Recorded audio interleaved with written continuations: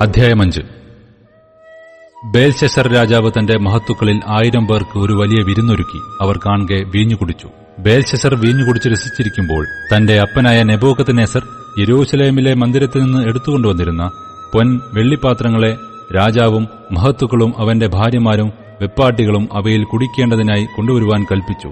അങ്ങനെ അവർ യെരൂശലേമിലെ ദൈവാലയത്തിന്റെ മന്ദിരത്തിൽ നിന്ന് കൊണ്ടുവന്നിരുന്ന പൊൻപാത്രങ്ങളെ കൊണ്ടുവന്നു രാജാവും മഹത്തുക്കളും അവന്റെ ഭാര്യമാരും വെപ്പാട്ടികളും അവയിൽ കുടിച്ചു.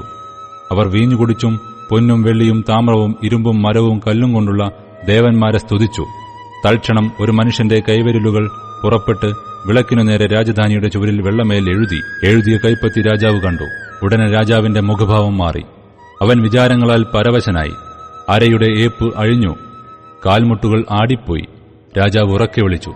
ആഭിചാരകന്മാരെയും കൽദയരെയും ശകുനവാദികളെയും കൊണ്ടുവരുവാൻ കൽപ്പിച്ചു.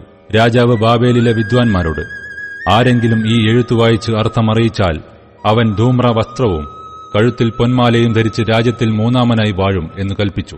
അങ്ങനെ രാജാവിന്റെ വിദ്വാൻമാരൊക്കെയും അകത്തുവന്നു. എങ്കിലും എഴുത്തു വായിപ്പാനും രാജാവിനെ അർത്ഥം അറിയിപ്പാനും അവർക്കു കഴിഞ്ഞില്ല.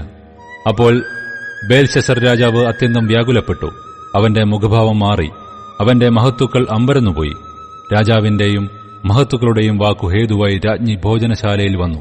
രാജാവ് ദീർഘായുസായിരിക്കട്ടെ. തിരുമനസ്സുകൊണ്ട് വിചാരങ്ങളാൽ പരവശനാകരുത്. മുഖഭാവം മാറുകയും അരുത്. വിശുദ്ധ ദേവന്മാരുടെ ആത്മാവുള്ള ഒരു പുരുഷൻ തിരുമനസ്സിലെ രാജ്യത്തുണ്ട്. തിരുമേനിയുടെ അപ്പന്റെ കാലത്ത് പ്രകാശവും ബുദ്ധിയും ദേവന്മാരുടെ ജ്ഞാനം പോലെയുള്ള ജ്ഞാനവും അവനിൽ കണ്ടിരുന്നു.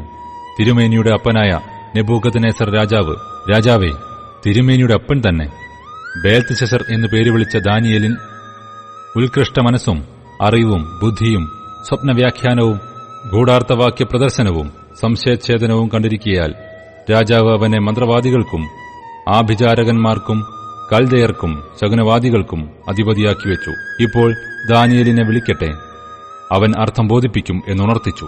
അങ്ങനെ അവർ ദാനിയേലിനെ രാജസന്നിധിയിൽ കൊണ്ടുവന്നു.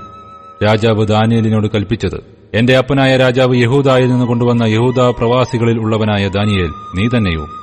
ദേവന്മാരുടെ ആത്മാവ് നിന്നിലുണ്ടെന്നും പ്രകാശവും ബുദ്ധിയും വിശേഷജ്ഞാനവും നിന്നിൽ കണ്ടിരിക്കുന്നു എന്നും ഞാൻ നിന്നെക്കുറിച്ച് കേട്ടിരിക്കുന്നു.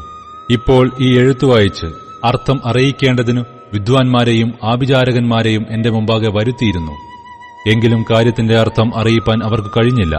എന്നാൽ അർത്ഥം പറവാനും സംശയഛേദനം ചെയ്യുവാനും നീ പ്രാപ്തനെന്ന് ഞാൻ നിന്നെക്കുറിച്ച് കേട്ടിരിക്കുന്നു. ആകയാൽ ഈ എഴുത്തു വായിച്ച് അതിന്റെ അർത്ഥം അറിയിപ്പാൻ നിനക്ക് കഴിയുമെങ്കിൽ നീ ധൂമ്രവസ്ത്രവും കഴുത്തിൽ പൊന്മാലയും ധരിച്ച് രാജ്യത്തിലെ 3-ാമനായി വാഴും. ദാനിയേൽ രാജസന്നിധിയിൽ ഉത്തരം ഉണർത്തിച്ചത്, ദാനങ്ങൾ തിരുമേനിക്ക് തന്നെ ഇരിക്കട്ടെ, സമ്മാനങ്ങൾ മറ്റൊരുത്തന് കൊടുത്താലും എഴുത്തു ഞാൻ രാജാവിനെ വായിച്ചു കേൾപ്പിച്ച് അർത്ഥം ബോധിപ്പിക്കാം. രാജാവേ, അത്യുന്നതനായ ദൈവം തിരുമേനിയുടെ അപ്പനായ നെബൂഖദ്നേസറിന് രാജത്വവും മഹത്വവും പ്രതാപവും ബഹുമാനവും നൽകി. അവന് നൽകിയ മഹത്വം ഹേതുവായി സകല വംശങ്ങളും ജാതികളും ഭാഷക്കാരും അവന്റെ മുമ്പിൽ ഭയപ്പെട്ട് വിറച്ചു. തനിക്ക് ബോധിച്ചവനെ അവൻ കൊല്ലുകയും ബോധിച്ചവനെ ജീവനോടെ വയ്ക്കുകയും ബോധിച്ചവനെ ഉയർത്തുകയും ബോധിച്ചവനെ താഴ്ത്തുകയും ചെയ്തു വന്നു. എന്നാൽ അവന്റെ ഹൃദയം ഗർവിച്ചു.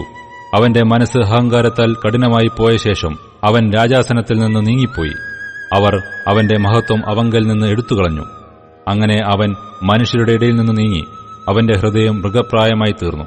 അവന്റെ പാർപ്പ് കാട്ടുകഴുതകളോടുകൂടെ ആയിരുന്നു. അവനെ കാളയെപ്പോലെ പുല്ലുതീറ്റി. മനുഷ്യരുടെ രാജത്വത്തിന്മേൽ അത്യുന്നതനായ ദൈവം വാഴുകയും തനിക്ക് ബോധിച്ചവനെ അതിന് നിയമിക്കുകയും ചെയ്യുന്നു എന്ന് അവൻ അറിഞ്ഞതുവരെ അവന്റെ ദേഹം ആകാശത്തിലെ മഞ്ഞുകൊണ്ട് നനഞ്ഞു.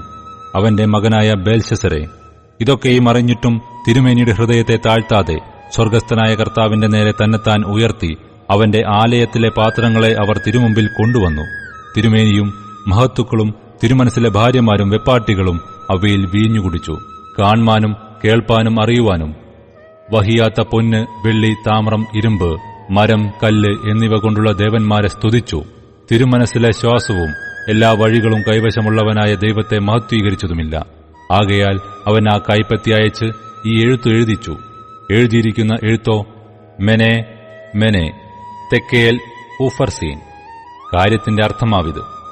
മെനെ എന്നുവെച്ചാൽ ദൈവം നിന്റെ രാജ്യത്വം എണ്ണി അതിന് അന്തം വരുത്തിയിരിക്കുന്നു. തെക്കേൽ എന്നുവെച്ചാൽ തുലാസിൽ നിന്നെ തൂക്കി കുറവുള്ളവനായി കണ്ടിരിക്കുന്നു. പെറേസ് എന്നുവെച്ചാൽ നിന്റെ രാജ്യം വിഭാഗിച്ച് മേദ്യർക്കും പാർസികൾക്കും കൊടുത്തിരിക്കുന്നു. അപ്പോൾ ബേൽശസ്സറിന്റെ കൽപ്പനയാൽ അവർ ദാനിയേലിനെ ധൂമ്രവസ്ത്രവും കഴുത്തിൽ പൊന്മാലയും ധരിപ്പിച്ചു. അവൻ രാജ്യത്തിലെ മൂന്നാമനായി വാഴും എന്ന് അവനെക്കുറിച്ച് പ്രസിദ്ധമാക്കി. ആ രാത്രിയിൽ തന്നെ കൽദയ രാജാവായ ബേൽശസ്സർ കൊല്ലപ്പെട്ടു. മേദ്യനായ ദാര്യാവേശ് 62 വയസ്സുള്ളവനായി രാജത്വം പ്രാപിച്ചു.